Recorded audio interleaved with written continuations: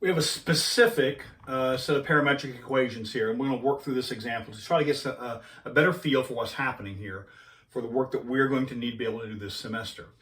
So we have x is equal to this f of t is t squared minus 4, y is equal to g of t, that's t over 2, and we're defined on the interval from -2 to 3.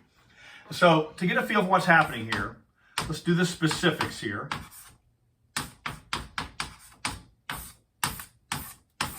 We're going to plot a bunch of points, just like we did back in the first day of basic algebra when you wanted to draw the graph of a parabola. We're going to draw the graph of this parametric equation, this curve that corresponds to it, using the little grid. And it's pretty straightforward. Just choose the values of t, compute the values of x comma y, and make the points and put them on the coordinate system. So we're going to put this coordinate system here. So when t is -2, it's -2 squared. -2 squared is 4, 4 minus 4 is 0. -2 over 2 is -1, so we have the point 0, comma 1. And so 0, comma 1. So there's -1, 1, 2, 3, 5, 6, 7, 8, 9. I don't know how far that's going to go here. And then we have -1. Let's see, -1 squared is 3 minus 4. I'm sorry, -1 squared is 1. 1 minus 4 is -3. And then -1 over 2 is -1/2. So I have -1. I'm going to run out of space here. I'll go -2 to 3. Change my notation. 2, 3, 4. So -3, comma -1/2. Then we have 0. Well, 0 minus 4 is -4. 0 of 2 is 0. We have -4, comma 0. Right. 1. Now something a little odd happens here. 1. This is 1 squared minus 4 is -3. 1 over 2 is 1/2. -3, comma 1/2.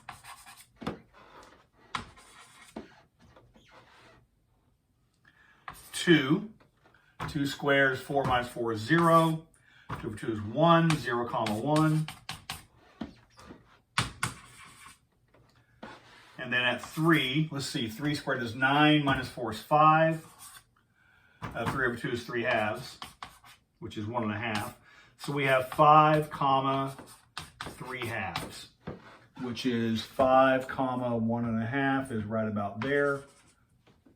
And so it's not too hard to challenge. If we plotted decimal values in between, it's not very hard to see that what we would create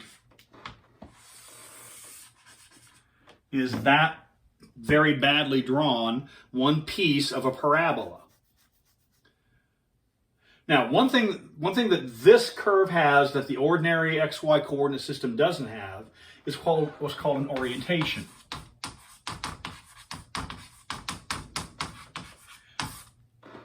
Now, here's what that means. The t, this -2 to 3 is a piece of the t-axis. Here's -2, here's 3. So and this is linearly ordered. So as you choose values that move from -infinity to +infinity along the t-axis, you generate points on this curve. You go from left to right on the t-axis, and in doing that, -2 is encountered first, 3 is encountered last. This is the initial point, and so this is called the initial point. And since t goes in this direction, notice that as we increase from -2 up to -1 on the t-axis, the value started here and then went to here. So we moved in that direction. We moved in that direction. We move in that direction. And then 3 was the last point obtained. It was the terminal point. And in fact, this is the terminal point.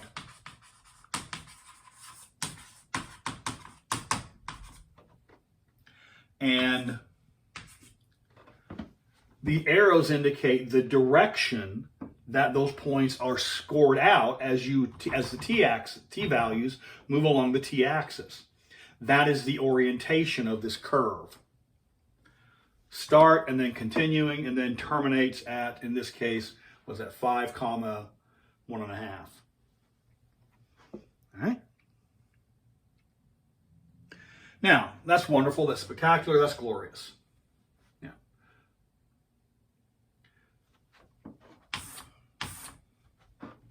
So what we're going to do is take a little bit different look at the same notion from a slightly different angle.